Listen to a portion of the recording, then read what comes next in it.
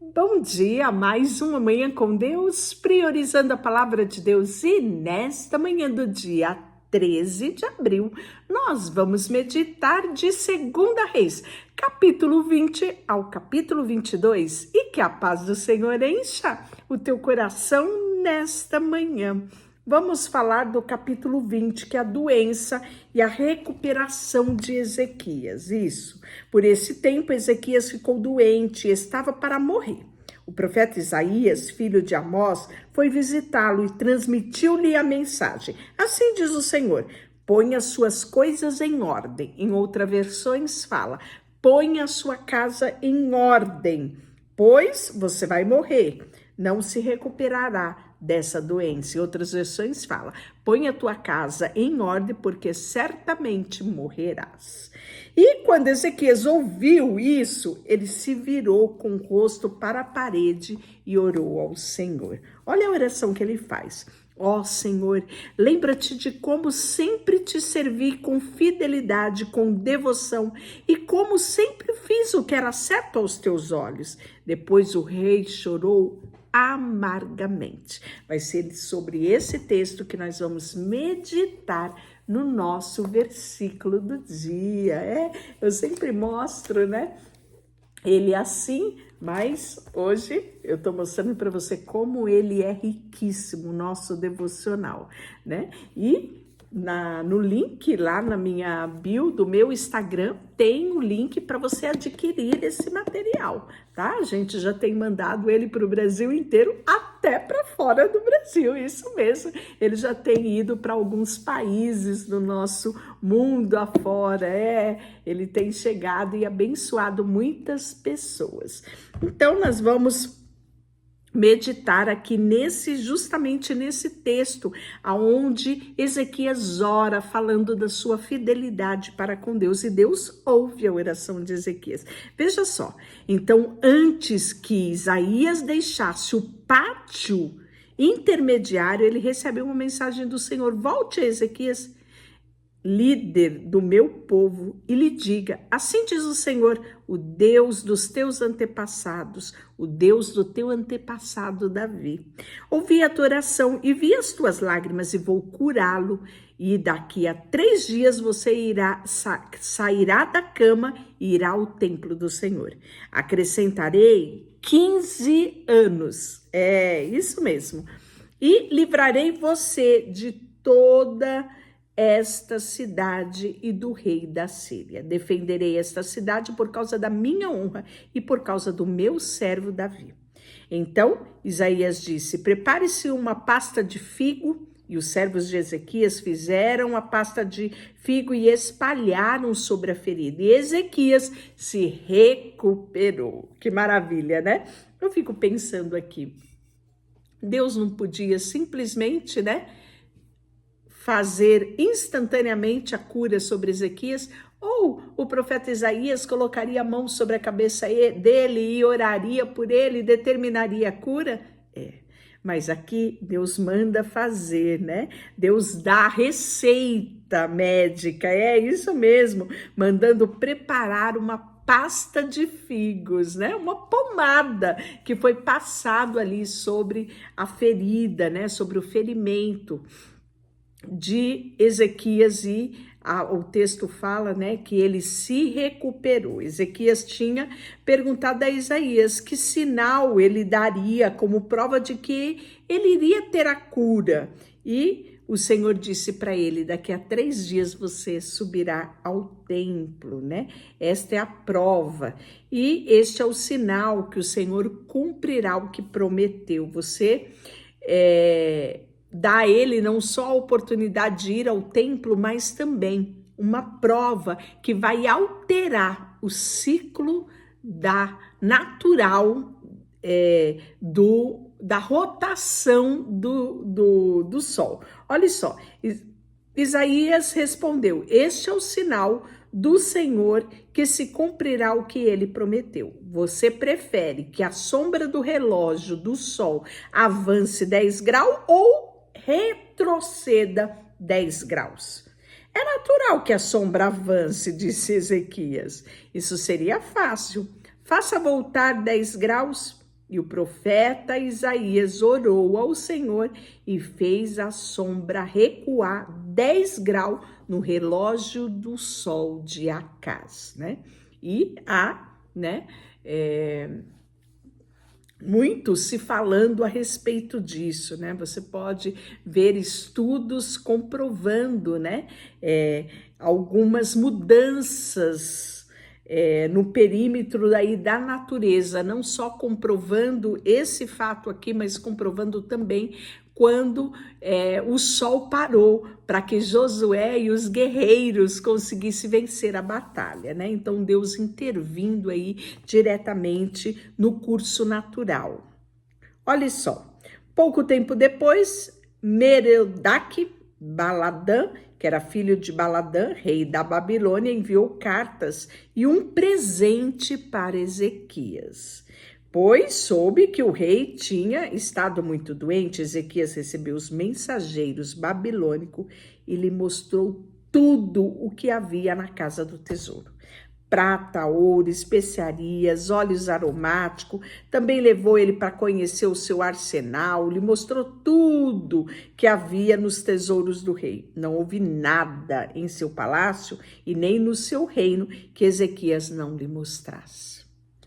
Então o profeta Isaías foi ver o rei Ezequias e lhe perguntou o que estes homens queriam e de onde eles vieram. Ezequias respondeu: vieram da Babilônia, de uma terra bem distante.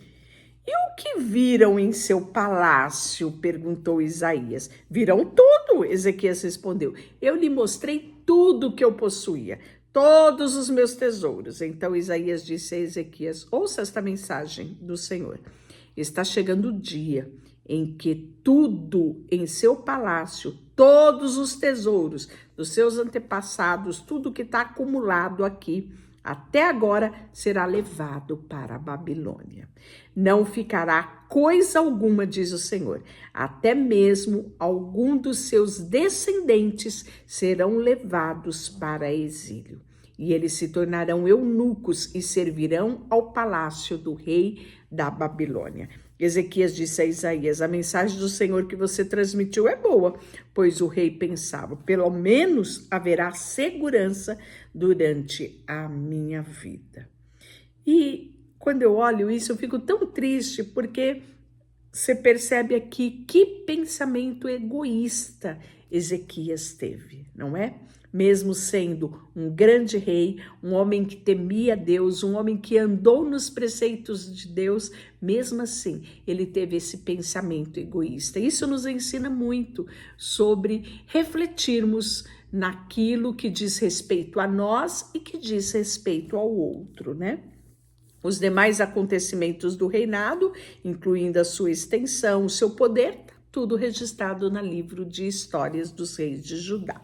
E aí, Manassés tinha 12 anos quando começou a reinar e reinou em Jerusalém 55 anos. Isso mesmo. Sua mãe chamava Efizibá. Manassés fez o que era mal aos olhos do Senhor. Seguiu as práticas detestáveis das nações que o Senhor havia expulsado de diante dos israelitas. Reconstruiu santuários, santuários idólatras, que o seu pai Ezequias tinha destruído. Construiu altares a Baal, ergueu postes ídolos a Acera. A mesma coisa que Acabe, né, rei de Israel, havia feito. Também se curvou diante de todos os astros do céu e lhe prestou culto. Construiu altares idólatras no templo do Senhor. Isso mesmo que você ouviu, lá no templo do Senhor, ele teve a capacidade de construir altares idólatras, né? E aí, né, interessante que sobre aquele templo Deus tinha dito: meu nome permanecerá em Jerusalém para sempre. Nos 2 pátios do templo do Senhor ele construiu altares para os astros dos céus. Manassés também fez, gente, que eu olho todas as vezes para esse texto e eu falo como ele teve coragem. Manassés sacrificou seu filho no fogo, ou seja, ofereceu o seu filho em sacrifício a Moloque, praticou a feitiçaria, adivinhação, consultou médiums, praticantes de ocultismo, tudo que era abominação aos olhos do Senhor, Manassés fez. E olha, ele era filho de Ezequias. Mas parece que ele não se espelhou em nada na atitude do seu pai, né? E aí ele faz inclusive uma imagem esculpida de Acera e coloca no templo sobre o qual o Senhor tinha dito a Davi e ao seu filho Salomão: meu nome será honrado para sempre no templo de Jerusalém, cidade que escolhi dentre todas as tribos de Israel. E se os israelitas tiverem cuidado de obedecer aos meus mandamentos, todas as leis do meu servo Moisés que lhe deu, não os expulsarei desta terra que lhe dei aos seus antepassados. Mas o povo se recusou a ouvir, e Manassés os levou a fazer coisas piores do que as nações que o Senhor tinha destruído quando os israelitas entraram na terra, né? Então, aqui você percebe quão terrível era Manassés. E o texto fala que Amon, os acontecimentos do reinado de Manassés, né, estão tudo incluso. Os pecados, inclusive, que ele cometeu, está tudo registrado no livro dos reis da história de Judá. Amon, ele tinha 22 anos, começou a reinar e reinou em Jerusalém por 2 anos. Sua mãe chamava Mesulemete e era filha de Arus, de Jatibá. Fez o que era mal aos olhos ao Senhor, como seu pai Manassés havia feito. Abandonou o Senhor Deus dos seus antepassados, não andou no caminho do Senhor. Os próprios oficiais de Amon conspiraram contra ele e o assassinaram no palácio. Capítulo 22, nós vamos ter o nascimento do rei Josias, isso. E Josias, ele tinha 8 anos quando ele começou a reinar e reinou 31 anos em Jerusalém. Sua mãe chamava Gedida, e era filha de Adaías. Josias fez o que era certo aos olhos do Senhor, seguiu o exemplo dos seus antepassados, né? Inclusive o seu antepassado Davi, não se desviando nem para um lado e nem para o outro, gente. Olha só que coisa linda.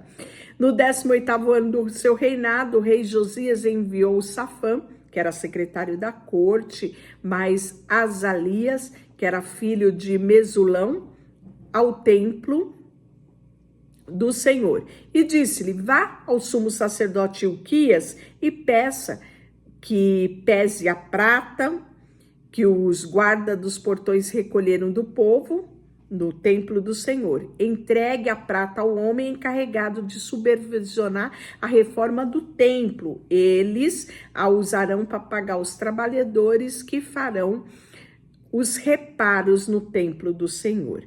Contudo, não exija que seus supervisores prestem conta do valor que receberam, pois eles são homens de confiança. E aí, o sumo sacerdote Ilquias vai dizer a Safã, o secretário: encontrei o livro da lei no templo do Senhor. E Ilquias entrega o livro a Safã, que vai ler isso, né? Ele lê ao rei e aos seus oficiais, né? E aí nós vamos ver que quando o rei ouviu o que estava escrito no livro da lei, rasgou as suas roupas. Em seguida, deu ordem ao sacerdote Ilquias e a Aicã, que era filho de Safã, e a Aquibor, que era filho de Micaías, e a Safã, secretário da corte, e a Asaías, conselheiro pessoal do rei. Vão consultar ao Senhor por mim e pelo povo e por todo Judá. E perguntem a respeito das palavras do livro que foi encontrado. E a grande ira do Senhor que arde sobre nós, pois os nossos antepassados não obedeceram a palavra do livro desta lei. Eles não fizeram tudo o que ele diz que devemos fazer. Então, o sacerdote Ilquias, Aicã, Achor, Safã e Assaías foram a Bairro Novo. Em algumas outras versões fala a Jerusalém Baixa, ou seja, vão ao subúrbio de Jerusalém. E lá eles vão encontrar e consultar, sabe quem? Profeta Hulda, isso, uma grande mulher. Pois bem, Hulda era ela esposa de Salum e nós podemos ver que Salum, o esposo de Hulda, era responsável pelo guarda-roupa do templo. E nós vamos ver que ela diz, né? O Senhor, o Deus de Israel, falou: volte e diga ao homem que enviou, assim diz o Senhor: trarei desgraça sobre esta cidade, sobre os habitantes, sobre toda a palavra escrita do livro da lei de Judá. Elas se cumprirão, pois o meu povo me abandonou, queimou incenso a outros deuses, e estou grandemente irado com eles por tudo que fizeram. Minha ira arderá contra este lugar e não será apagada. Audácia, não é?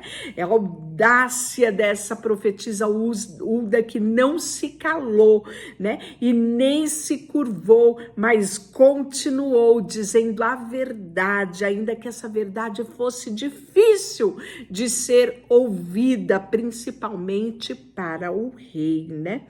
Mas vão ao rei de Judá, que os enviou para consultar ao Senhor, e diga-lhe que assim diz o Senhor a respeito da mensagem que acabou de ouvir. Você se arrependeu e se humilhou diante do Senhor quando ouviu o que eu disse contra esta cidade, contra os habitantes, que a terra seria amaldiçoada e se tornaria desolada. Você rasgou as roupas e chorou diante de mim, e eu certamente ouvi, diz o Senhor. Portanto, só enviarei calamidade anunciada depois que você tiver se reunido aos seus antepassados e tiver sido sepultado em paz.